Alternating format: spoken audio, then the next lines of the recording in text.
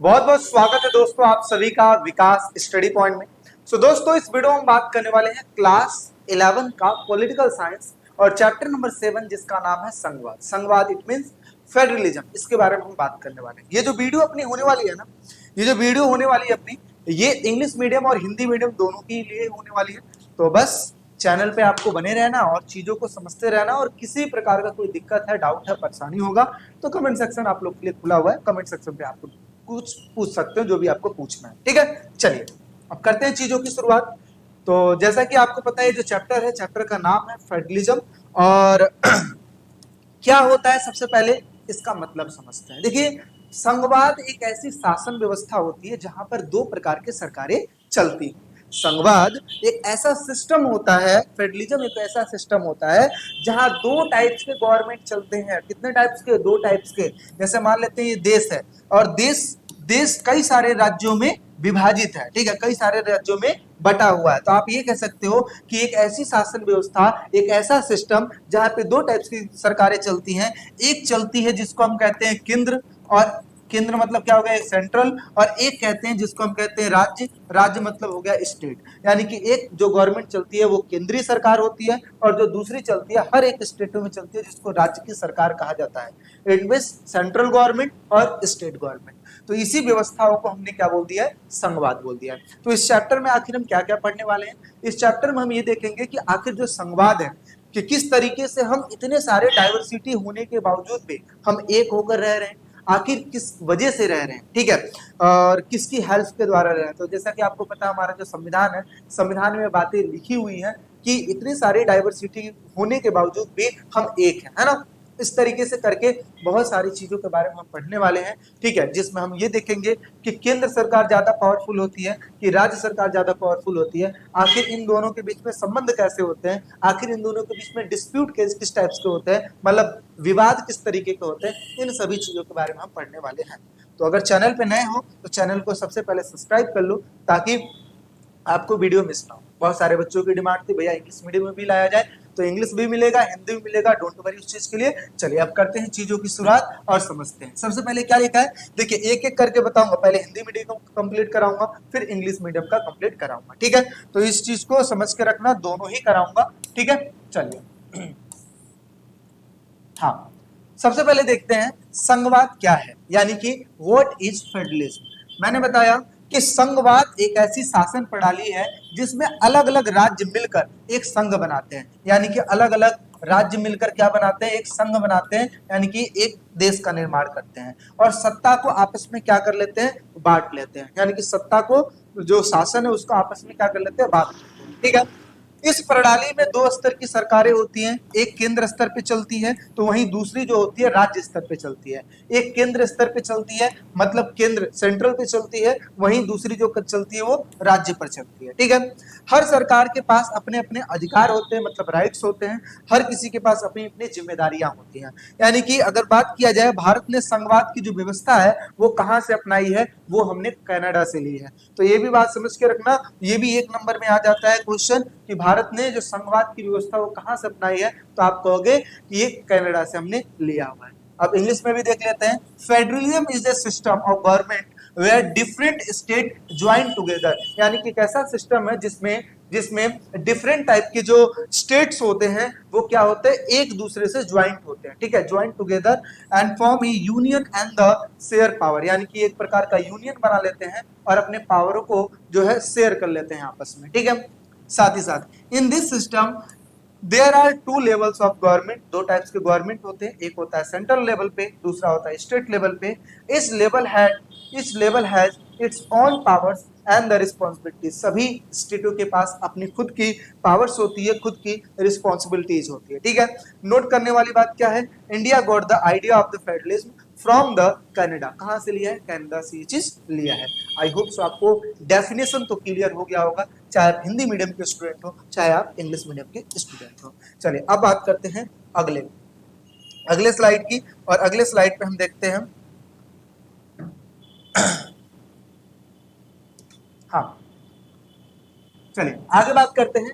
अब बात आती है संगठनात्मक संविधान की क्या विशेषताएं होती है। हम देखिए बात करते हैं, आखिर जो इतनी सारी विविधताओं से बना जो अपने देश है, इसको एकजुट करने के लिए क्या बनाया गया है? संविधान बनाया गया है। कोई भी चीज लागू होगा, कोई भी चीज को बनाना हो या किसी भी चीज को रोकना हो, हर एक चीज का जो एक वो लिखा गया है, वो किसमें लिखा गया है? संविधान में लिखा गया है। ठीक है, तो अब इसकी हम विशेषताएं समझते हैं कि आखिर यहाँ पे किस किस हिसाब से सारी चीजें चलती हैं। तो देखिए क्या लिखा है, संगठनात्मक संविधान की विशेषताएं यानी कि feature of the federal constitution. तो पहला पॉइंट क्या लिखा हुआ है कि यहाँ पर लिखित संविधान है। कौन सा संविधान है? लिखित संविधान है। ठीक है, यानी कि संगठनात्मक संविधान लिखित रूप में होता है जिसमें केंद्र और राज्य सरकारों के अधिकार साफ साफ लिखे हुए हैं कि कौन कौन से काम सेंट्रल गवर्नमेंट के हैं, कौन कौन से काम स्टेट गवर्नमेंट के हैं। यानी कि पहला लिखा है रिटन कॉन्स्टिट्यूशन, यानी कि federal constitution is a written and it clearly defines the power and the responsibility of both center and the state government। यानी कि दोनों के जो पावर है, दोनों की जो रिस्पॉन्सिबिलिटी है, इन चीजों को डिसाइड कर दिया गया है। किसके द्वारा डिसाइड किया गया? कॉन्स्टिट्यूशन के द्वारा, जो कि लिखित रूप में उपलब्ध है। ठीक है, चलिए आगे बात करते हैं संविधान की सर्वोच्चता। यानी कि अगर देखा जाए तो यहाँ पे जो संविधान है सबसे ऊपर है, सर्वोच्च है, सुप्रीम है, सबसे ऊपर है। ठीक है, संविधान सबसे ऊपर होता है, सभी सरकारें उसके अनुसार काम करती है। यानी कि supremacy of the constitution, the constitution is the highest authority and the all government must functions according to it. यानी कि कोई भी गवर्नमेंट हो, चाहे स्टेट गवर्नमेंट हो, चाहे सेंट्रल गवर्नमेंट हो, सब के सब किसके द्वारा चलेंगे? सब के सब चलेंगे कॉन्स्टिट्यूशन के द्वारा। आगे बात करते हैं शक्तियों का स्पष्ट विभाजन। जो हमारा संविधान है इसमें शक्तियों को स्पष्ट रूप से लिख दिया गया है कि देखिए सेंट्रल गवर्नमेंट के पास इतनी शक्तियां रहेगी, स्टेट गवर्नमेंट के पास इतनी शक्तियां रहेंगी। संविधान में केंद्र और राज्यों के बीच अधिकारों को स्पष्ट कर दिया गया, इनकी बांट दिया गया है और इनके कामों को भी डिसाइड कर दिया गया है। जैसे केंद्रीय सूची बना दी गई है सेंट्रल गवर्नमेंट के लिए, राज्य सूची जो बना गई स्टेट गवर्नमेंट के लिए, और समवर्ती सूची बना दी गई है दोनों के लिए। यानी कि कुछ ऐसे विषय हैं जिसपे केंद्र सरकार काम करेगी, कुछ ऐसे विषय हैं जिसपे राज्य सरकार काम करेगी, और कुछ ऐसे भी विषय हैं जिसपे केंद्र और राज्य दोनों मिलकर काम करेंगे, क्योंकि ये दोनों का ही एरिया होता है। तो क्या लिखा है? Clear division of powers, the constitution clearly divides powers between the central and the state governments. For example in India union list, state list and the concurrent list. यानी कि एक 3 टाइप्स के लिस्ट होते हैं जिसपे एक पे सेंट्रल गवर्नमेंट कानून बनाती है, दूसरा स्टेट गवर्नमेंट देखती है, और तीसरा जिसमें दोनों मिलकर देखते हैं। ठीक है, ये हमने बात कर लिया संगठनात्मक संविधान की विशेषताएं, और भी इसके आगे पॉइंट है उसको भी देख लेते हैं। हाँ चलिए आगे देख लेते हैं। आगे क्या लिखा है? स्वतंत्र न्यायपालिका। अब देखिए हमारे संविधान में ऐसी भी बातें लिखी गई हैं कि पावरों को डिसाइड कर दिया गया, रिटन कॉन्स्टिट्यूशन हो गया। अब यहां पर अगर कल की डेट में केंद्र और राज्य, स्टेट एंड सेंट्रल में कुछ डिस्प्यूट हो जाता है, तो ऐसी स्थिति में क्या बनाया गया है? स्वतंत्र न्यायपालिका बनाई गई है। न्यायपालिका का काम क्या रहेगा? ये देखना कि जो भी गलती कर रहा है उसको सुधारना, यानी कि न्याय देने का काम करना, जस्टिस देने का काम करना। ठीक है, तो यहाँ पर न्यायपालिका स्वतंत्र होती है, जो कि केंद्र और राज्यों के बीच में विवादों को सुलझाती है। यानी कि independent judiciary, the judiciary is independent and the resolve dispute between the central and the state government, दोनों के डिस्प्यूट को सुलझाने का काम करती है। आगे बढ़ते हैं संविधान संशोधन की कठिन प्रक्रिया। अच्छा, अब हमने क्या बात किया? जो संविधान है यानी कि जो कॉन्स्टिट्यूशन है, कॉन्स्टिट्यूशन के माध्यम से सारी चीजें चलेंगी। तो अच्छा, कल के डेट में ये भी तो हो सकता है कि सेंट्रल गवर्नमेंट कॉन्स्टिट्यूशन में कुछ चेंजेस कर दे, कुछ अमेंडमेंट कर दे, है ना, ये भी तो हो सकता है। इसी वजह से ये बात कह दिया गया है क्या कि जो संविधान में संशोधन की प्रक्रिया रहेगी ना, ये सबसे हार्ड कर दी गई है, ताकि कल की डेट में कोई भी गवर्नमेंट अपने फायदे के लिए कॉन्स्टिट्यूशन में कोई छेड़छाड़ ना करे। ठीक है, तो क्या लिखा है? संगठनात्मक संविधान में बदलाव यानी कि संशोधन करना बिल्कुल आसान नहीं होता है। इसके लिए केंद्र और राज्यों की सहमति लेनी आवश्यक है। यानी कि difficult amendment process, it is not easy to amend a federal constitution for any changes the consent of the both. यानी कि दोनों से सलाह लेनी पड़ेगी। किस किस से? एक सेंट्रल गवर्नमेंट, स्टेट गवर्नमेंट, दोनों से ही सलाह लेना यहाँ पर नेसेसरी हो जाता है। आगे बात करते हैं दोहरी सरकार की संरचना। मैंने बताया कि जो अपना देश है, इस देश को कई सारे राज्यों में डिवाइड किया गया है। तो तो यहाँ पर दोहरी संरचना बनाई गई है, यानी कि ड्यूअल गवर्नमेंट बनाई गई है। एक बनाई गई है सेंट्रल लेवल पे, वहीं दूसरी बनाई गई स्टेट लेवल पे। तो संगठनात्मक संविधान में दो स्तर की सरकारें होती है, एक केंद्र में एक राज्य में, जो कि अपने अपने अधिकार क्षेत्र के लिए काम करती है, यानी कि dual government structure. A federal constitution has to levels of government, central and the state, and each working with in its on area of authority, यानी कि दोनों ही वर्क करते हैं अपने अपने एरिया ऑफ अथॉरिटी में, दोनों को जो काम दे दिया गया है उसी के हिसाब से वो काम करते हैं। तो देखिए एक बार हम ऑल ओवर देख लेते हैं। तो हमने क्या समझा कि संगठनात्मक संविधान की कुछ विशेषताएं, सबसे पहला रिटन कॉन्स्टिट्यूशन है, दूसरे नंबर पे संविधान की सुरक्षितता, it means supremacy of constitution है। तीसरे नंबर पे शक्तियों का स्पष्ट विभाजन कर दिया गया है, यानी क्लियर डिवीजन ऑफ पावर कर दिया गया है। चौथा लिखा है स्वतंत्र न्यायपालिका, यानी कि इंडिपेंडेंट जुडिशरी यहाँ पे कर दी गई है। संविधान संशोधन की प्रक्रिया यहाँ पे थोड़ी सी हार्ड कर दी गई है, यानी कि डिफिकल्ट अमेंडमेंट प्रोसेस कर दिया गया है। दोहरी सरकार की संरचना कर दी गई है, और ये सारी की सारी बातें जो है इसमें लिखी गई है, कॉन्स्टिट्यूशन में लिखी गई है।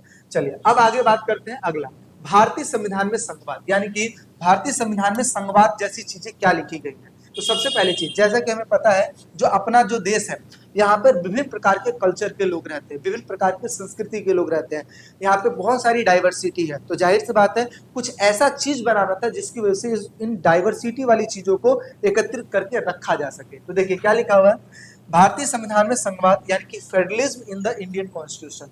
पहला पॉइंट, भारत एक विविधताओं वाला देश है, सिंपल सी बात है, a country of diversity. India क्या है, एक डाइवर्सिटी वाली कंट्री, जहाँ पे बहुत सारे संस्कृति के लोग हैं, बहुत सारे भाषा के लोग हैं, बहुत सारे धर्मों के लोग रहते हैं। इट मीन्स यहाँ पे क्या लिखा है, India is the vast country with the immense culture, ठीक है, लिंग्विस्टिक, और इसके अलावा क्या लिखा है, रिलीजियस डाइवर्सिटी। यहाँ पे बहुत सारे कल्चर है, बहुत सारे भाषा है, बहुत सारे धर्म के लोग रहते हैं। आगे बात करते हैं भाषाई एवं सांस्कृतिक विविधता, यानी कि भारत में लगभग 22 मुख्य भाषाएं हैं और सैकड़ों भाषाएं और बोली जाती हैं जो सिर्फ मौखिक रूप से हैं। देश के विभिन्न हिस्सों में करोड़ों आदिवासी भी रहते हैं, यानी कि linguistic and the culture diversity, there are around 22 major language in and the hundreds of the dialect spoken in the India, यानी कि बहुत सारे भाषाएं तो बोली जाती हैं, लेकिन ऑफिशियली अगर देखा जाए तो 22 मुख्य भाषाएं हैं, ठीक है। Millions of the tribes peoples live in the various part of the country, यानी कि देखा जाए तो यहाँ पे मिलियंस में, करोड़ों में ऐसे आदिवासी हैं जो कि यहाँ पे रहते हैं। तो इतनी सारी विविधताएं हमारे देश में हैं, लेकिन फिर भी हम यूनिटी बनाकर रहते हैं, ठीक है। आगे क्या लिखा है, राष्ट्रीय एकता, यानी कि संविधान में राष्ट्रीय एकता को सबसे ऊपर रखा गया है। इतने विविधताओं के बावजूद भी भारत में साझा भूमि है सबकी, साझी इतिहास सबकी है। साथ ही साथ भारत को विविधताओं में एकता कहा जाता है, या फिर हम ये कह सकते हैं विविधताओं के साथ एकता। कितनी सारी डाइवर्सिटी है, लेकिन इसके बावजूद भी हम एक यूनियन बना के रहते हैं। तो क्या लिखा है, nation unity, despite these diversities we all live on the share land and have a common history, हमारी सबकी एक कॉमन हिस्ट्री है, ठीक है। India is often describe as a union in diversity, यानी कि इंडिया को किस तरीके से डिस्क्राइब किया गया है, यूनिटी इन डाइवर्सिटी, ठीक है। इसके साथ साथ some time also unity with diversity के नाम से भी इंडिया जाना जाता है, क्योंकि जब अपना देश आजाद हुआ था तो उस समय ये कहा जाता था लोगों के द्वारा कि भाई देखो ये आजाद तो हो गए, लेकिन हमें नहीं लगता एक लंबे समय तक चल पाएंगे, इसलिए क्योंकि इनका विखंडन हो जाएगा, क्योंकि यहाँ पे बहुत सारे डाइवर्सिटी के लोग रहते हैं, ऐसा बात कहा जाता था। लेकिन हमने इस चीज को प्रूफ करके दिखाया कि हम विविधताओं में भी एकता बना के रहेंगे, यानी कि यूनिटी इन डाइवर्सिटी हम करके रहेंगे, ठीक है। चलिए, आई होप सो आपको समझ में आया होगा, ये इंग्लिश मीडियम हिंदी मीडियम दोनों बच्चों के लिए काम आएगा। चलिए आगे बात करते हैं, अगले टॉपिक की तरफ, अगले मतलब पॉइंट की तरफ चलते हैं, संवैधानिक मूल्य। यहाँ पे अगर देखा जाए अनुच्छेद 1 में कहा गया है भारत अर्थात इंडिया राज्यों का यूनियन होगा, ठीक है, राज्यों का संघ होगा। यानी कि आर्टिकल 1 में क्या कहा गया कि India that is the Bharat shall be A union of state, यानी कि स्टेट का यूनियन होगा। दूसरे नंबर पे संविधान ने फेडरेशन शब्द का इस्तेमाल नहीं किया है, फेडरेशन के जगह पे किसका इस्तेमाल किया गया, यूनियन की जगह यूनियन का इस्तेमाल किया गया है। The constitution uses the terms union instead of federalism, यानी कि फेडरलिज्म की जगह पे यूनियन हमने इस्तेमाल किया है। अगला है केंद्र को अधिक शक्ति देने का निर्णय। जब हमारे देश में संविधान को लागू किया जा रहा था तो उसमें ये बात कही गई कि स्टेटों को ज्यादा पावरफुल बनाया जाए या फिर केंद्र को, मतलब सेंट्रल को। तो ये बात समझ में आई कि देखो सेंट्रल सबको देखेगी, जब जो चीज जो सबको देख रही है उसको पावरफुल करना ज्यादा जरूरी है, ठीक है। इसी वजह से हमने किसको पावरफुल किया, मतलब उस समय के जो नेता वगैरह थे उन्होंने किसको पावरफुल किया, वो पावरफुल किए केंद्र को, ठीक है, यानी कि सेंट्रल को पावरफुल कर दिए, इसलिए क्योंकि वो सारे स्टेट को देखेगी, ठीक है। तो क्या लिखा है, प्रारंभ में राज्यों को अधिक शक्ति देने की बात यानी कि चर्चा की गई थी, लेकिन संविधान निर्माताओं ने राष्ट्रीय एकता को ध्यान में रखते हुए केंद्र को अधिक शक्ति प्रदान की, यानी कि उन्होंने कहा कि अगर हम सेंट्रल गवर्नमेंट को अगर मजबूत करते हैं तो ज्यादा ही अच्छा रहेगा। तो यही लिखा है कि greater power to centre, initially there were discussion about the granting power granting more power to the states, but ठीक है, यानी कि स्टार्टिंग में देखा जाए तो स्टेट को ज्यादा पावर देने की बात हुई थी, बट आगे क्या हुआ, considering the future needs and the nation unity, यानी कि फ्यूचर नीड को देखकर और जो नेशन यूनिटी को देखकर the constitution maker gave more power to the central government, यानी कि आगे चलते सेंट्रल गवर्नमेंट को ज्यादा पावर दे दी गई, ठीक है। क्यों दी गई, क्योंकि स्टेटों को लगा कि अगर स्टेट को हम ज्यादा पावरफुल करेंगे तो कल के डेट में ऐसा हो सकता है कि ये आपस में अलग हो सकते हैं, लेकिन अगर हमारा सेंटर मजबूत रहेगा तो जाहिर सी बात है सब चीज होगी रहेगी। तो हमने क्या समझा, भारतीय संविधान में संघवाद, जिसमें हमने ये देखा कि हमारा जो संविधान में संघवाद क्या लिखा गया, सबसे पहले हमारा जो देश है डाइवर्सिटी वाला देश है, ठीक है। इसके साथ साथ यहाँ पे बहुत सारी संस्कृति के लोग रहते हैं, बहुत सारी भाषाओं के लोग रहते हैं, कल्चर के लोग रहते हैं। फिर हमने देखा नेशन यूनिटी के बारे में इसमें लिखा हुआ है, और किसके बारे में, ये भी बात का उल्लेख किया गया कि जो अपना जो संवैधानिक उल्लेख जिसमें ये बात लिखा गया है कि जो अपना इंडिया है स्टेटों का एक समूह रहेगा, साथ ही साथ यहाँ पे जो मजबूत बनाया गया है ये केंद्र सरकार को मजबूत बनाया गया है। चलिए आगे बात करते हैं, अगला लिखा है शक्ति विभाजन। अब जैसा कि आपको पता है कि केंद्र सरकार और राज्य सरकार, it mean central government, state government, यहाँ पर शक्तियों को बांट दी गई है। केंद्र सरकार को ज्यादा शक्तियां दी गई है, क्यों, क्योंकि वो पूरे देश को देखती है, जबकि स्टेट गवर्नमेंट को कम शक्तियां दी गई है क्योंकि वो सिर्फ स्टेट को देखती है।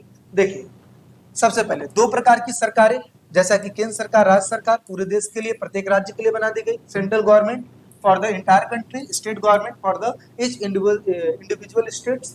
दूसरे नंबर पे क्या कर दिया गया, कार्य शक्तियों को स्पष्ट वितरण कर दिया गया, इनके डिस्ट्रीब्यूशन कर दिया गया है। क्या संविधान में केंद्र और राज्यों के कार्य क्षेत्र को बिल्कुल अलग अलग परिभाषित कर दिया गया है, लिख दिया गया है, यानी कि clear distribution of the function and the power, the constitution clearly define the area of the work and power both the centre and the state, दोनों के पावर को डिसाइड कर दिया गया है। आगे विवाद तथा समाधान, इसमें बात कही गई है विवाद की स्थिति में क्या होगा, हमारे पास न्यायपालिका, अगर कोई भी ऐसा डिस्प्यूट हो जाता है केंद्र सरकार और राज्य सरकारों के बीच में तो हमारे पास क्या है, न्यायपालिका, यानी कि dispute resolution in the case of dispute between the central and the state, judiciary resolve it, judiciary क्या करेगी, उस चीज को रिजॉल्व करेगी, ठीक है। आर्थिक तथा वित्तीय शक्तियां, अब देखिए आर्थिक शक्ति और वित्तीय शक्तियां, आर्थिक को हम क्या कहते हैं, इकोनॉमिक, एंड वित्तीय को हम क्या कहते हैं, फाइनेंशियल, इन पावरों को भी अलग अलग कर दिया गया। क्या लिखा है, आर्थिक और वित्तीय शक्ति अधिकतर केंद्र सरकार को दे दी गई, यानी कि ये कहा गया कि most the economy and the financial power are the vested in the central government, यानी कि पावरफुल किसको बनाया गया यहाँ पे, सेंट्रल गवर्नमेंट को, इस चीज में भी। राज्यों की सीमाएं, इसमें क्या कहा गया, राज्यों पर जिम्मेदारियां अधिक हैं लेकिन राजस्व के स्रोत बहुत सीमित है, यानी कि राज्यों ने ये बात कहा कि देखो हमारे पास जिम्मेदारियां बहुत ज्यादा है लेकिन आप ज्यादा पावरफुल किसको बना रहे हो, सेंट्रल गवर्नमेंट को बना रहे हो, इस वजह से हमारे पास जो अधिकार है वो कम है लेकिन काम करने की रिस्पॉन्सिबिलिटी बहुत ज्यादा है। तो ये लिखा है कि state have the more responsibilities but limit resources of revenue, यानी कि रेवेन्यू करने के जो रिसोर्सेज है वो क्या है, हमारे पास कम है, ठीक है। अब चलिए ये इंपॉर्टेंट क्वेश्चन है, क्या लिखा हुआ है, देखिए क्या लिखा है, केंद्र सरकार राज्य सरकार के बीच में कौन कौन सी शक्तियां हैं और कितने अधिकार क्षेत्र हैं, ठीक है। तो यहाँ पे सबसे पहले मैं आपको बता देता हूं कि केंद्र सरकार के लिए कितने टाइप्स की चीजें कर दी गई हैं। तो देखिए सबसे पहले हिंदी मीडियम में देख लेते, फिर इंग्लिश मीडियम में देख लेते। सबसे पहले क्या कहा गया, संघ सूची, संघ सूची में क्या कहा गया, सबसे पहले प्रतिरक्षा, जब भी देश की रक्षा करने की बात आएगी तो सामने कौन मिलेगा, सेंट्रल गवर्नमेंट मिलेगी, सेंट्रल गवर्नमेंट मिलेगी, इसमें संघ सूची में ये बात को रखा गया है। आगे परमाणु ऊर्जा, इट मींस न्यूक्लियर बम की जब भी बात की जाएगी तो ये देश के काम में आएगा, ठीक है। विदेशी मामले, सेंट्रल गवर्नमेंट के मामले हैं, युद्ध था शांति, अगर किसी देश के साथ हमारा युद्ध चल रहा है और शांति की बात अगर चाहिए हमें, तो ऐसे में जो सेंट्रल गवर्नमेंट है वो अपनी रोल निभाएगी। बैंकिंग, बैंकिंग किसके हाथ में आएगा? Central government. रेलवे किसके हाथ में आएगा? Central government. डाक और तार व्यवस्था ये भी किसके अंडर आएगा? Central government.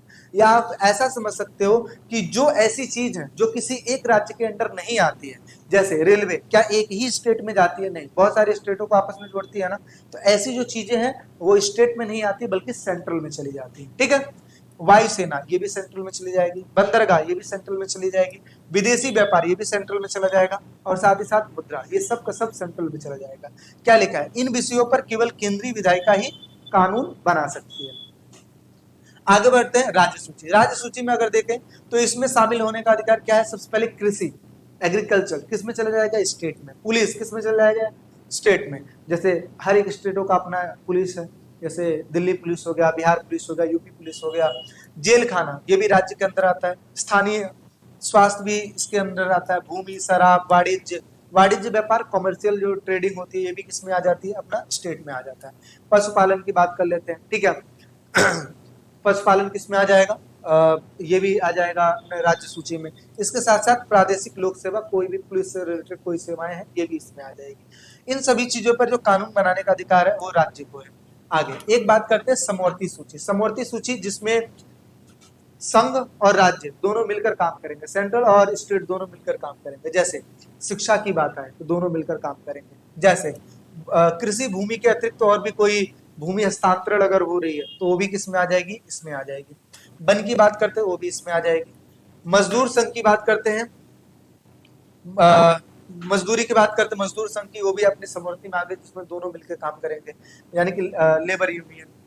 अगर समाज में मिलावट की जा रही है वो भी दोनों में आ जाएगी। इसके साथ साथ गोद लेना और उत्तराधिकारी, अगर इसमें अडॉप्ट किया जाता है ना, बच्चे अडॉप्ट किए जाते हैं, तो ये भी किस में आ जाएगी? अपनी संघ सूची, राज्य सूची दोनों में आ जाएगी। केंद्र तथा प्रांत दोनों की विधायिका इन मामलों पर क्या बनाती है? कानून बनाती है। केंद्र सरकार, राज्य सरकार दोनों बनाती है। अब समझते हैं अवशिष्ट शक्तियां क्या होती हैं। अवशिष्ट शक्तियां कुछ ऐसी शक्तियां होती हैं, जब संविधान बनाया गया उस समय इसका जिक्र सिर्फ इतना कहा गया कि आने वाले समय में जो नए नए जो कानून नई नई जो क्राइम होंगे, नए नए जो कोई विषय क्षेत्र आएगा, तो ऐसे में जो कानून बनाने का अधिकार होगा वो सेंट्रल गवर्नमेंट होगा। जैसे जब अपना देश आजाद हुआ उस समय क्या इतना मोबाइल फोन चलता था? बिल्कुल नहीं चलता था। कोई ऐसा साइबर क्राइम होता था? बिल्कुल नहीं होता था। लेकिन आने वाले समय में ऐसी चीजें होने लगी ना, तो वही चीज है। इसमें वे सभी शामिल हैं जिसका उल्लेख किसी भी सूची में नहीं हुआ है। इट मीन जैसे साइबर कानून। इन विषयों पर केवल केंद्रीय विधायिका ही कानून बना सकती है, ठीक है। और साइबर कानून पर जो कानून बनाने का अधिकार है वो किसका है? सेंट्रल गवर्नमेंट का है, ठीक है। चलिए अब बात कर लेते हैं इंग्लिश मीडियम में। सेम वही आपकी चीजें लिखी हुई हैं, ध्यान से देख लेते हैं। क्या क्या चीज लिखा हुआ है? सबसे पहले यूनियन लिस्ट इंक्लूडेड, क्या क्या चीज? Power and jurisdiction of the central government, कौन कौन से पावर है ये चीज। पहला, डिफेंस किस में आ जाएगा? यूनियन में। ऑटोनॉमिक एनर्जी, इट मीन परमाणु बम की बात होती है। फॉरेन अफेयर्स, जो भी व्यापारिक लेन देन होते हैं, फॉरेन से विदेशी मामले कुछ भी आ गए। वार एंड पीस की बात होगी वो भी इसमें आ जाएगी। बैंकिंग आ गया, रेलवे आ गया, पोस्ट एंड टेलीग्राफ आ गया, एयर सर्विस आ गया, पोर्ट आ गया, बंदरगाह वगैरह जहाँ पे बड़ी बड़ी शिप रुकती हैं, ठीक है। फॉरेन ट्रेड आ गया, करेंसी आ गई, ओनली सेंट्रल लेजिस्लेचर, ठीक है। इन सब चीज पे जो है लेजिस्लेचर जो है वो कानून बनाएगी। स्टेट लिस्ट में अगर देखा जाए तो सबसे पहले एग्रीकल्चर आ गया, ये भी इसमें आ जाएगा। पुलिस प्रशासन, ठीक है। प्रिजन्स हो गए, कोई भी ऐसे हो गए जो जेल खाने वगैरह हो गए जिसमें पिछड़े मतलब समझो जेल में बंद करके रखा जाता है, वो भी किस में आएगा? स्टेट लिस्ट में। लोकल हेल्थ भी किस में आएगा? स्टेट में। लैंड हो गया, अल्कोहल हो गया, ठीक है। ट्रेड एंड द कॉमर्स, अब अल्कोहल में आप जैसे बिहार में देखिए शराब बैन था, तो ये तो किसका मामला था? ये तो स्टेट का मामला था ना, ऐसी चीजें इसमें आ जाती है। आगे trade and the commerce with the state, ठीक है, विद इन द स्टेट, तो ये भी इसमें आ जाएगी। इसके साथ साथ एनिमल्स हस्बेंड्री, जिसमें पशुपालन की बात होती है, वो भी स्टेट में आ जाएगी। स्टेट पब्लिक सर्विस में आ जाएगी। और इन सब चीजों पे कानून कौन बनाएगा? स्टेट बनाएगी। और कंकरेंट लिस्ट में क्या आ जाएगा? जैसे एजुकेशन हो गया, इस पे दोनों मिलकर कानून बनाएंगे। ट्रांसफर ऑफ द प्रॉपर्टी, अगर कोई भी ट्रांसफर किया जाता है किसी प्रॉपर्टी का एक स्टेट से दूसरे स्टेट में, तो इसमें केंद्र सरकार, राज्य सरकार दोनों मिलकर कानून बनाती है, ठीक है। फॉरेस्ट पे कानून बनाने का अधिकार दोनों का होता है। ट्रेड यूनियन पे दोनों बनाएंगे, ठीक है। एडल्ट्रेशन ऑफ द गुड्स, कई बार मिलावट होता है ना, वो भी इस पे कानून बनाएंगे। ठीक है, अडॉप्शंस एंड द सक्सेशन, ठीक है, गोद लेना और उत्तराधिकारी जो होगा वो भी किस पे कानून बनाया जाएगा, दोनों मिलकर कानून बनाएंगे। इन पे दोनों मिलकर कानून बनाते हैं। ठीक है, एक होता है रेसिड्यूरी पावर्स, ये वो पावर्स होते हैं जिसपे कोई ऐसी शक्ति जो आने वाले समय में, ठीक है, सामने आए तो इस पे जो कानून बनती है, बनाई जाती है, वो सेंट्रल गवर्नमेंट के द्वारा बनाई जाती है। Includes all these subject which are not mentioned in any of above list, यानी कि कोई ऐसा चीज जो ना इसमें लिखा है, जो ना इसमें लिखा है, जो ना इसमें लिखा है, वो एक अलग ही लिस्ट में है। ठीक है, जैसे कि साइबर लॉज जो कि तीनों में नहीं लिखा हुआ है। ऐसे मामले जो कि भविष्य में आने वाले होते हैं, उन सभी पे जो कानून बनाने का अधिकार होता है वो होता है सेंट्रल गवर्नमेंट का। ठीक है, आगे only the central legislature make the law of this subject. यहाँ तक कोई दिक्कत है? आई होप सो कोई दिक्कत नहीं होगी। आगे बढ़ते हैं। अगला जो अपने पास टॉपिक आता है कि आखिर जो केंद्र सरकार है, जिसको हम बार बार कह रहे हैं सेंट्रल गवर्नमेंट, क्यों इसको मजबूत बनाया गया? तो इसका पहला रीजन मैंने आपको बता दिया, इसको मजबूत इसलिए बनाया गया ताकि कल की डेट में ना अगर कोई डिस्प्यूट हो राज्यों के बीच में तो ये अलग ना हो। इसके ऊपर बैठा है सेंट्रल गवर्नमेंट जो देखेगा और सारे डिस्प्यूट को खत्म करेगा। ठीक है, इसकी वजह से जो विभाजन वाली प्रक्रिया है, ठीक है, पार्टीशन वाली प्रक्रिया है, ये नहीं हुई। ठीक है, तो क्या लिखा है? भारत में सशक्त केंद्रीय सरकार की स्थापना। पहला, भारत में सशक्त यानी कि मजबूत केंद्रीय सरकार की स्थापना की गई है। ठीक है, सबसे पहला कारण क्या है? देश की एकता बनाए रखने के लिए और अखंडता को बनाए रखने के लिए हमने मजबूत किसको बनाया? केंद्र सरकार को मजबूत बनाया। ठीक है, भारत एक विविधताओं से भरा हुआ देश है जहाँ पे बहुत सारे भाषा, धर्म, जाति, संस्कृति इत्यादि के लोग रहते हैं। अगर केंद्र कमजोर होगा, अगर केंद्र क्या होगा? कमजोर होगा, तो राज्यों में अलगाववाद पैदा हो जाएगा और असंतुलन बढ़ जाएगा। ठीक है, इसीलिए एक केंद्र को मजबूत बनाया गया और ताकि ये सबको एकजुट करके रख पाए। It means a strong central government was established in India for the following reason. क्या रीजन है? पहला, to maintain the unity and integrity of the country. India is a country full of the diversity. यहाँ पे बहुत सारे diversity है, जैसे बहुत सारे लैंग्वेज है, रिलीजियस है, कास्ट है, कल्चर है। ठीक है, if the centre are weak, अगर ये जो अपना सेंट्रल गवर्नमेंट अगर वीक होगी तो क्या होगा भाई? It could have led the, ठीक है, separatism and the instability in the various state, यानी कि अगर कहा जाए तो इसकी वजह से क्या पैदा हो सकता है? अनसंतुलन पैदा हो सकता है। ठीक है, अलगाववाद पैदा हो सकता है, ये बिल्कुल सेपरेट होने की बात करने लगेंगे, अलग अलग होने की बात करने लगेंगे। इसी वजह से a strong centre has to keep the country unified, यानी कि इसकी वजह से अगर हमारा जो सेंट्रल गवर्नमेंट अगर मजबूत है तो एकता को बनाकर रखेगी। आगे बात करते हैं सामाजिक और आर्थिक समस्याओं से निपटना, यानी कि to deal with the social and the economical problems. क्या है भाई? पहला, गरीबी, बेरोजगारी, अशिक्षा, ये जो चीजें हैं किसी एक स्टेट की प्रॉब्लम नहीं है बल्कि सबकी प्रॉब्लम है, और इस पे जो कानून बनाया जाएगा वो सेंट्रल गवर्नमेंट के द्वारा बनाया जाएगा। इन समस्याओं से सुलझने के लिए राष्ट्रीय स्तर की योजना तथा नीतियों की जरूरत होती है जो सिर्फ एक मजबूत केंद्रीय सरकार बनाती है और उसको लागू करती है। यानी कि deal with the social and economical problems like poverty, unemployment and illiterate, ठीक है, illiteracy wide spread across the country, ये हर जगह पे फैली हुई है। Solving this issues required national level politics and the program, और इन चीजों को सॉल्व करने के लिए हमें नेशनल लेवल पे एक पॉलिटिक्स पार्टी होनी चाहिए जो इस चीज को करे। इट मींस केंद्र सरकार होना चाहिए जो इस चीज को करे। ठीक है, which only the powerful central government can the create the end implement the efficiently, यानी कि इस चीज में जो सेंट्रल गवर्नमेंट है वही अच्छा काम कर पाएगी। इसी वजह से हमारे सेंटर को मजबूत बनाया गया है। ठीक है, चलिए आगे बात करते हैं। तीसरा, अब देखो ये सब 6-6 नंबर के क्वेश्चन है, इसलिए ऐसे इतने बड़े बड़े हैं।